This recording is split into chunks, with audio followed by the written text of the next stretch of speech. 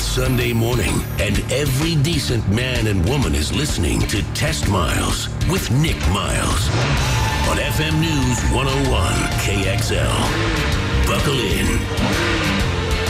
Well, welcome to Test Miles.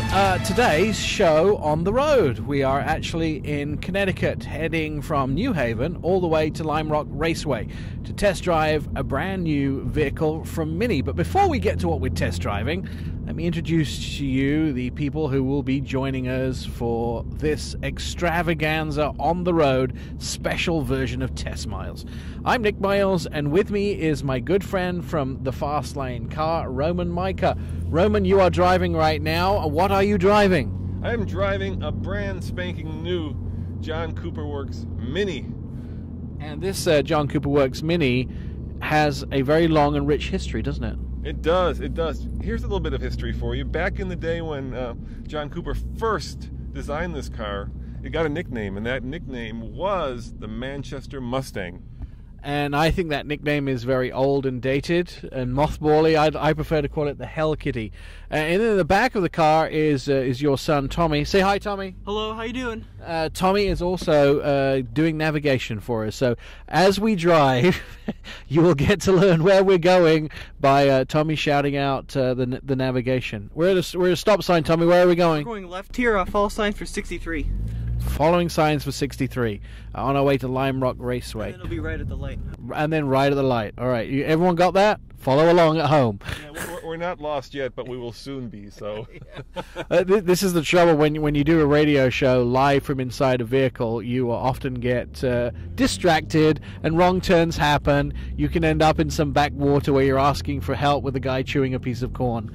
So the new 2015 John, right here? Yeah, right on 63. The John Cooper Works Mini. First impressions, Roman. You know, I think this is a Hell Kitty. I think you said it right. It's fun. It's fast. I'm trying to go with F's here, as you can tell. I was going to say frivolous, but it's not frivolous. At $37,000, it's a lot of money, dude. It's expensive. Yes, it is expensive car. But Minis have never been, they've been small in stature, but not in price.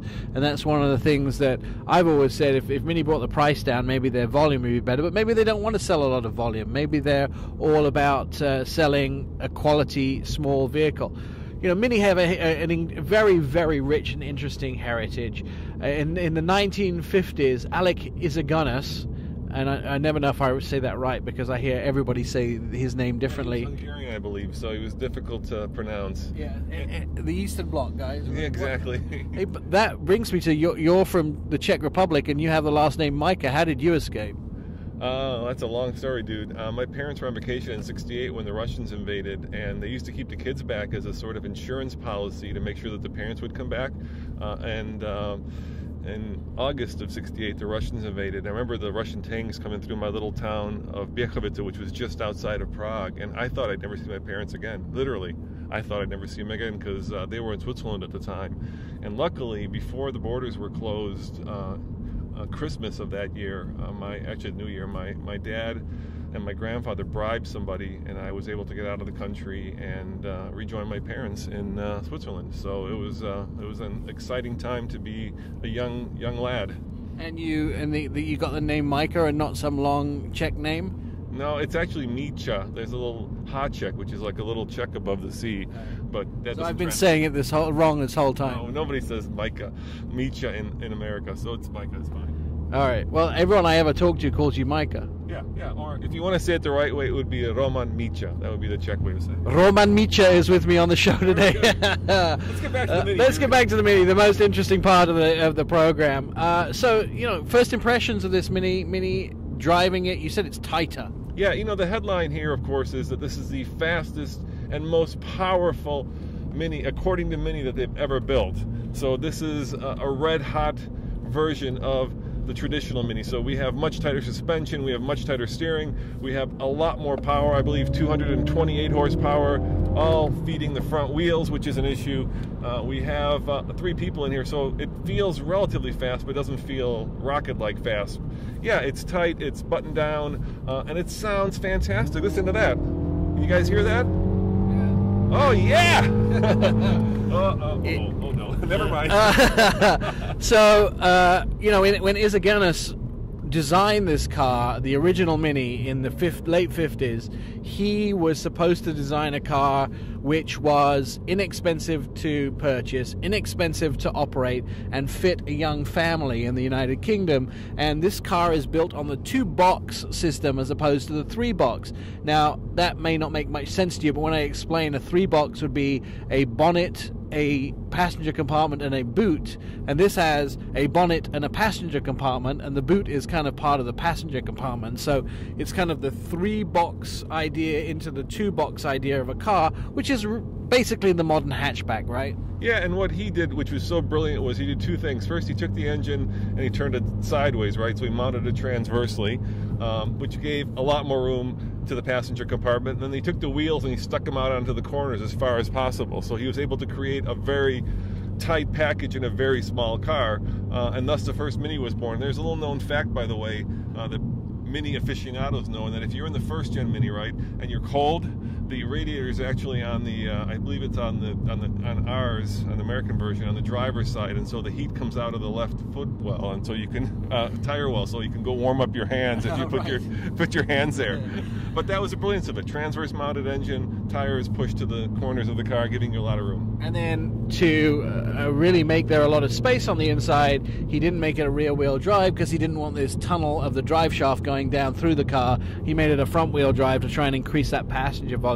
And it was supposed to be the young family's car, the nurse's car in England. And, you know, and plenty of people. I have a great story. My mom drove a Mini when she was a rep for an ice cream company called Lions, and she used to go around to different stores and teach the people in the stores how to do the soft serve ice cream, and she had a Mini. She drove it around, and one day she was driving through London in the fog, and there was a policeman in the middle of the intersection directing traffic, and she ran over him, in her Mini, and she ran over his foot, and he was like, "It's fine, it's just a Mini." Which is... Yeah, this is probably one of the most iconic cars ever designed, outside of the Beetle, right? If you think of British cars, the one car that will always come to mind is a Beetle. And it wasn't just your mom that drove this. Mick Jagger drove this car, right? It crossed all kinds of barriers. It went from a family car to a lifestyle car to a fun car. And unfortunately, in some ways today, it's become more of a lifestyle car than an actual family car, because even though it has grown substantially since those days, it is still pretty tight in here, especially for three of us. Right. Tommy is actually, how tall are you, Tommy? He's 6 foot, almost 6 foot exactly. Almost 6 foot, and he's actually not that cramped in the back, but it's still, you could have behind you, Nick. Yes, and I'm far forward because I'm hobbit-sized, so clearly he's lucky. But if he was sitting behind his dad, who's also, you're over 6 foot. I'm 6'2", yeah. If he was sitting behind me, he'd have to be legless. That's a whole different story. All right, so a couple of other things about these Minis. Yes, Roman touched on it brilliantly. These are the cars of stars. Twiggy drove one of these. Every one of the Beatles had one of these. Even Ferrari had one of these vehicles. It was the vehicle to be seen in the 60s. And here is another little known fact. David Bowie actually worked on the Mini line. He made Minis before he was David Bowie, the pop star. So Mini is swept into the iconography of the 60s, into Britain, into the whole small car pop era. It's definitely got that right brain, very cool feeling. When we come back, we're actually going to be driving Lime Rock in this Mini. We're going to do a little bit of chatting with people from Mini and find out some specifications on this brand new Mini John Cooper Works. On top of that, Roman, I'm going to tell you about a deal that Mini have put together so you don't have to pay for this car for the first 3 years, any maintenance whatsoever. That's all coming up on Test Miles. I'm Nick Miles.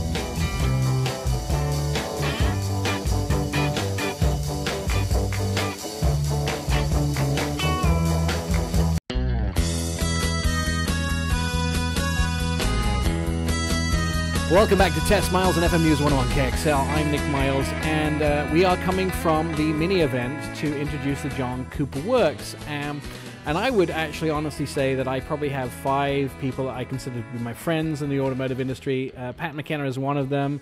You are the product guy. I mean, you're the guru of Mini, aren't you?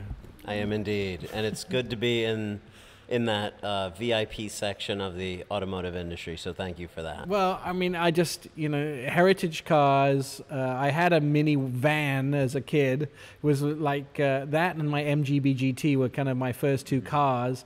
And I actually tried to spray it with a paint can, but that's a whole different story. It was white and I wanted a British Racing green version. I started with the front fender and ended with the front fender, never got the rest sprayed. But a great vehicle for me. So tell me a little bit about Mini's place in the world. Let's a couple of things that went on yesterday which were pretty amazing. You put on a lecture for us at Yale, the business management school, by a professor. And we were lectured at like a real lecture, like we were real Yale students. And I was able to post on Facebook that I actually went to Yale and unfortunately didn't come away with a degree, but I went to Yale. I didn't understand a word that he said over that half an hour, but I did take some good talking points away. It was very deep. And the lecture was about iconography and modernity and how iconic cars are. And they really are. Minis are iconic cars, and it's really just pure luck that it happened to be an iconic car. I don't think that Mini started out saying, let's make an iconic car. It just all fell into place, didn't it? Yeah, and the Professor Alexander, my key takeaway was he did quote an interesting fact, which was that of cars of all time, the Mini is number 2, only behind the Model T in its iconic nature in the industry.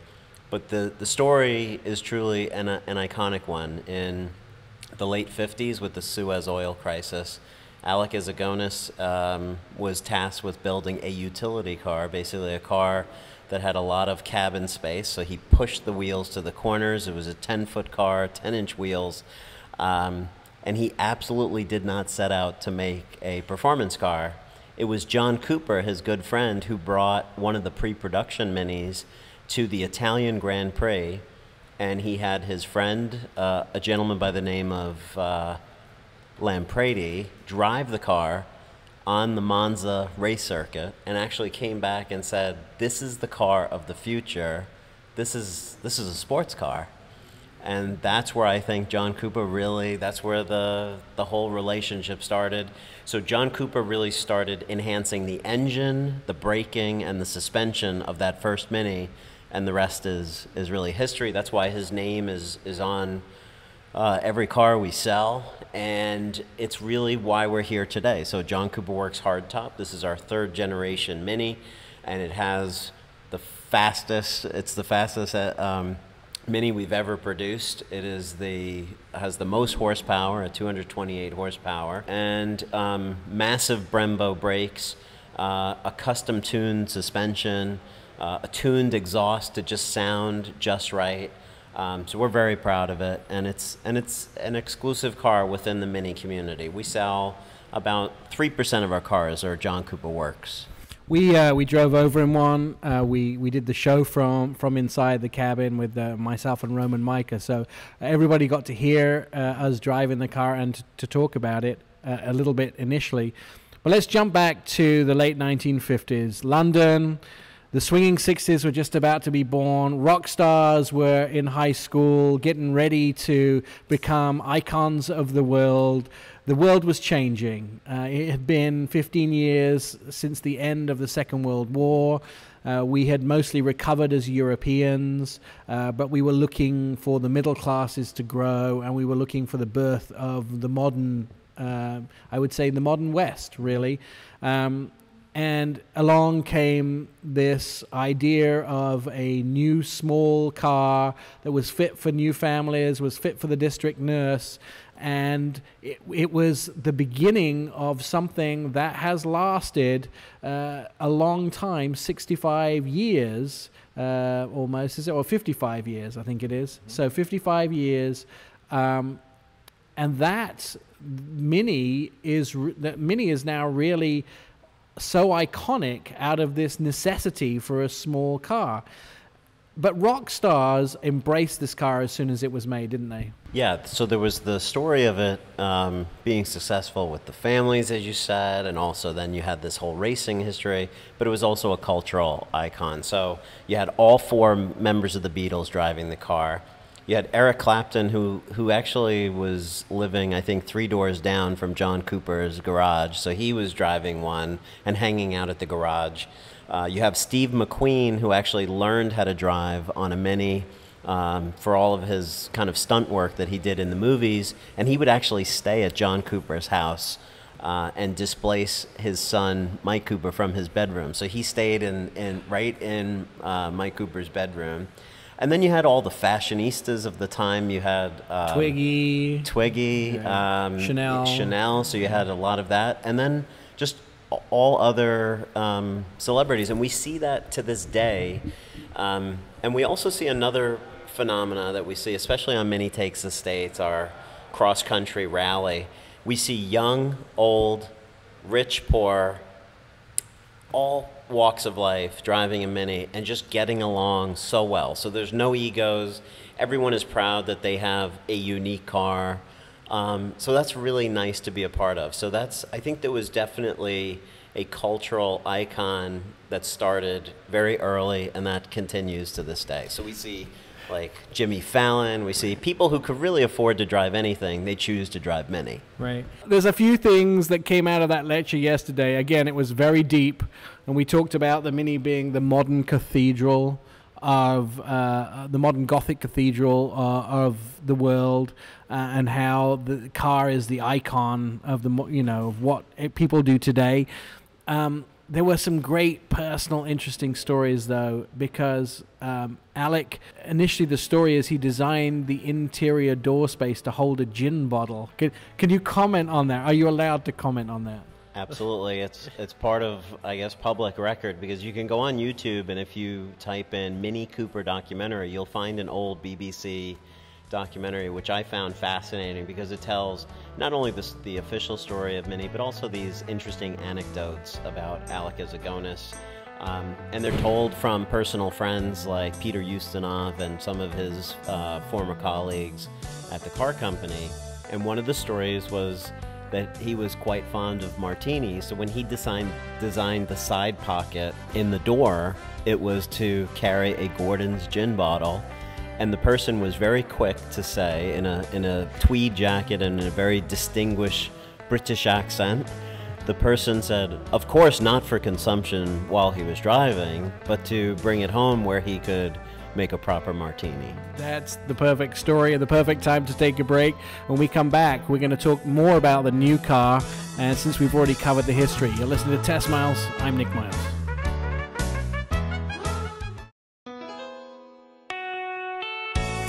Well, welcome back to Test Miles. I'm Nick Miles, and we are in Connecticut for the launch of the brand new Mini hardtop John Cooper Works version.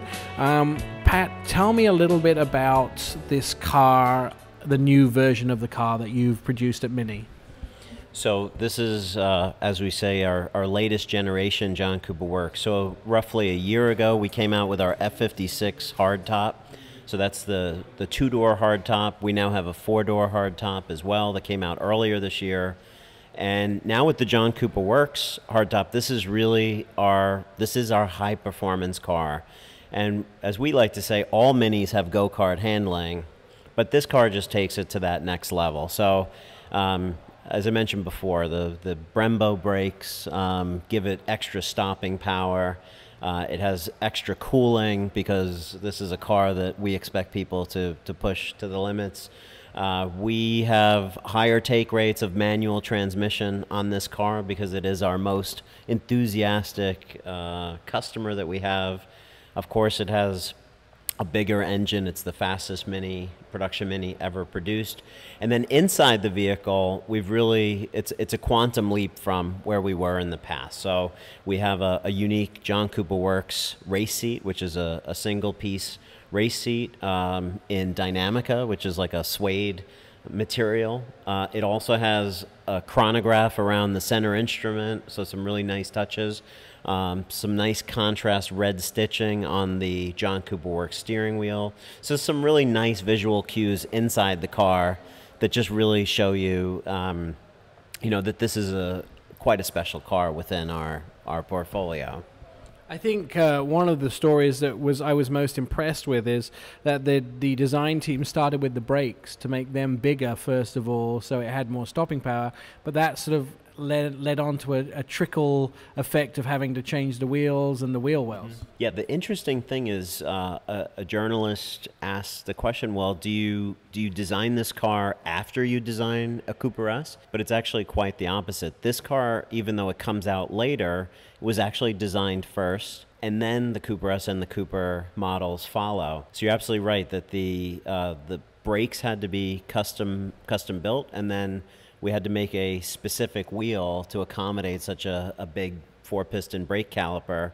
And then the wheel arches actually flare a bit to accommodate the fact that we have this JCW cup spoke wheel. So there is quite a lot involved in, making bigger brakes, and yet keeping some of the aerodynamics and the other elements in check. And one of the things I think that was really quite significant is you spent a lot of time on aerodynamics and purposeful design.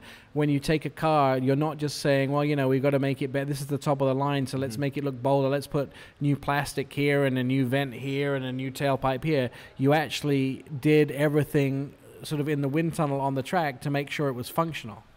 Yeah, our head of design, Anders Warming, is very focused on the drag coefficients within the vehicle. So he's constantly meeting with the engineers that help us fine-tune it. And that's why on one side of the car you have an air intake for cooling, and on the other side you basically have it blocked because that's better for the drag coefficient. So everything is really purpose-built around the car. The rear diffuser and rear spoiler give a little bit of downforce on the car to keep that car firmly seated in the rear, because it is a higher performance car, of course. So everything is really purposeful in its design. Now, I was lucky enough to take this car out on the track and drive it around the track for 6 laps, which I found a major problem. 6 laps was clearly not enough. That was the first major problem. But the car handles amazingly.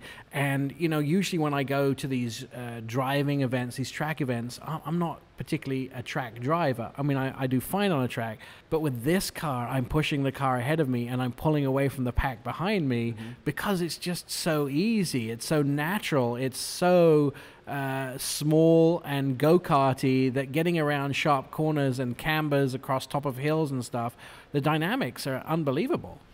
I still remember the first time I drove a Mini on a racetrack, and the fact that the car has very little body roll is really what makes it perfect for the track. So it's a very easy car to drive.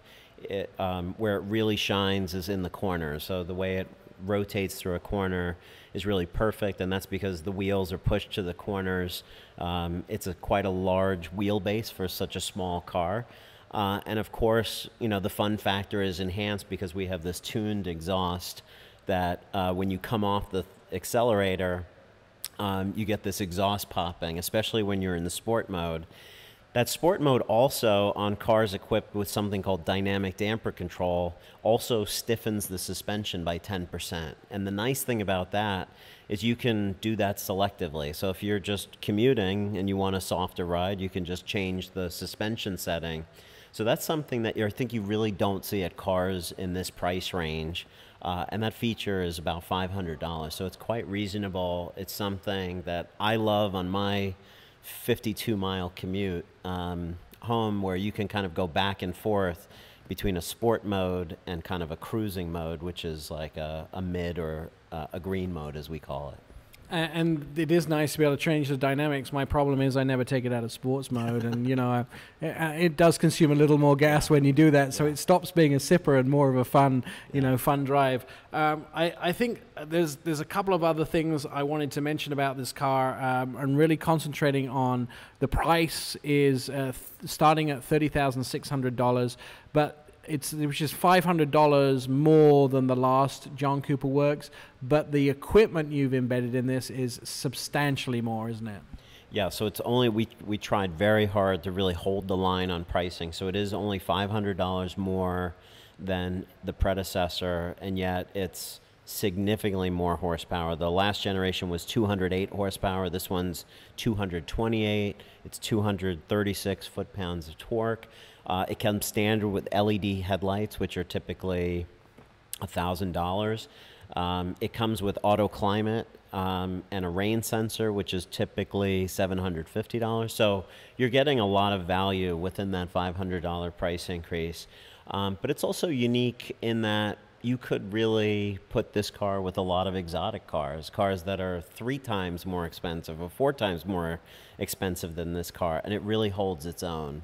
And that was what's always been interesting, is to go to a place like Pebble Beach where people will come up to me and say, this is my daily driver.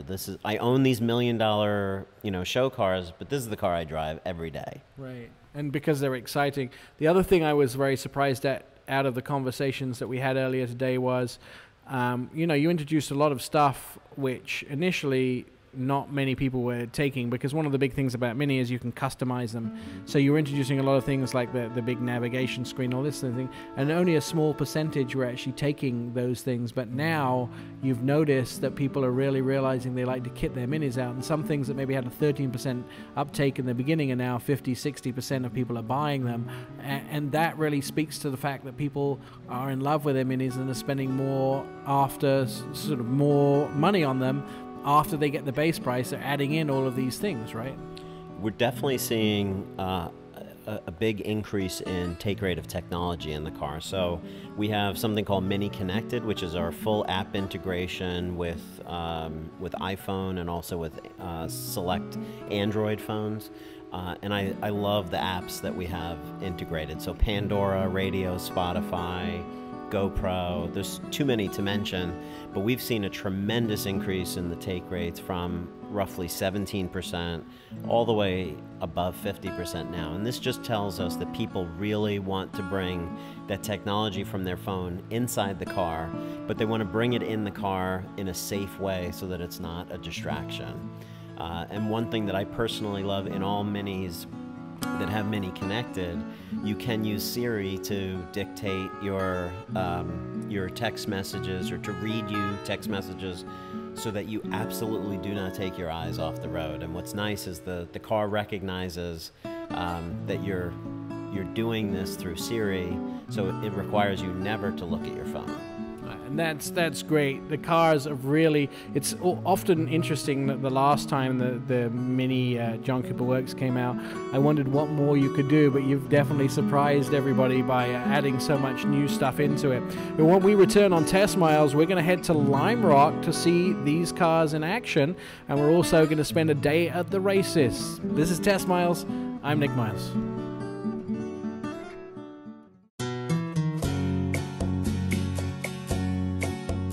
Welcome back to Test Miles. I'm Nick Miles, and as you can probably hear, we're at a racetrack. We're at Lime Rock Park in Connecticut, where the Tudor races are going on, and Roman Micah is still with me. Hey Nick, it is very loud here. It is deafening at some point. I've got a great idea. Did you know that Mini has geniuses just like Apple? I had no idea. Neither did I, and there's a guy here by the name of Kyle Connor, and he's got a very special 2012 Countryman. Let's take it for a ride, because I think you're going to enjoy it. It's over here in the parking lot somewhere, right? Yeah. So it's a Countryman, but it's got $120,000 worth of upgrades to it. Whoa, so like the price of an Audi A8 or a BMW 7 Series. Yeah, and where do you think all that money went?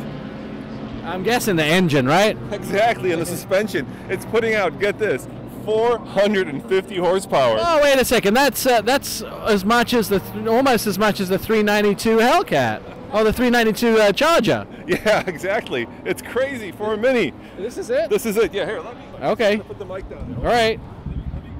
It doesn't look. It's got lots of stickers. It's white. Roman's going to start it up so we can hear what it sounds like.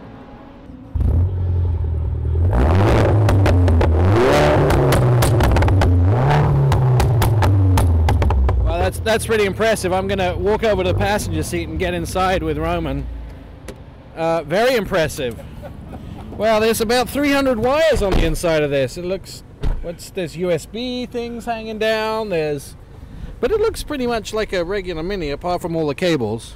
Yeah, apart from all the cables, and there's a little tuner thing in here. It's this little in the glove box? Yeah, there's a little fob in here, and you've got 6 different states of tune you can put this in. Right now it's tuned for street fuel, which is a good thing, right?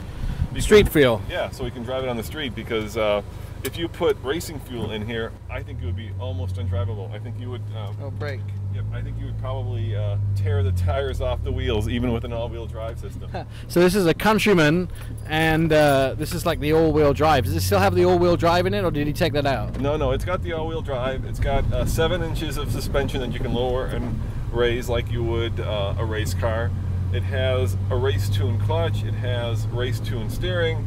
It has, well, it's just a crazy, crazy car, dude. It's so we're going to take it for a ride here, and I mean, it looks, apart from lots of clips, and it looks like he has RV cables here or something. I don't know what's going on here. Lots of cables. This is probably for all his tuning gear. Yeah. I'm a little scared, to be honest, because I don't know what the heck 450 horsepower feels like when you put it through a little tiny Mini. Well, we're about to find out what probably 200 of the horsepower feels like, maybe 250. All right, here we go. Oh, do you hear that pop off? Wow! So we're speeding down a public road here in, not speeding, we're going a relatively nice speed down a public road here, but you got to 60 miles an hour in just seconds there. Yeah, and the steering is super tight. The clutch is very different from a standard Mini. It's very tight, and I love that pop-off valve. There's a Bentley W12 that has a pop-off valve that sounds very similar to this. The added pressure from the engine, and you hear that this kind of...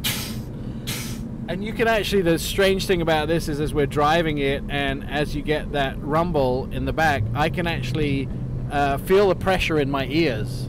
Yes, it's like the pressure in the car changes as the car rumbles, like that, right there. I know.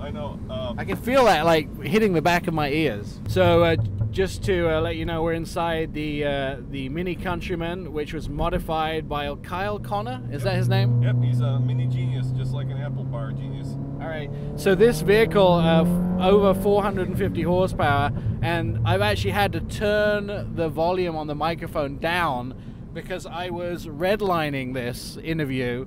It was just way too loud, which was kind of interesting, just because the car is so loud on the inside. Did he give you any stats of how the car does?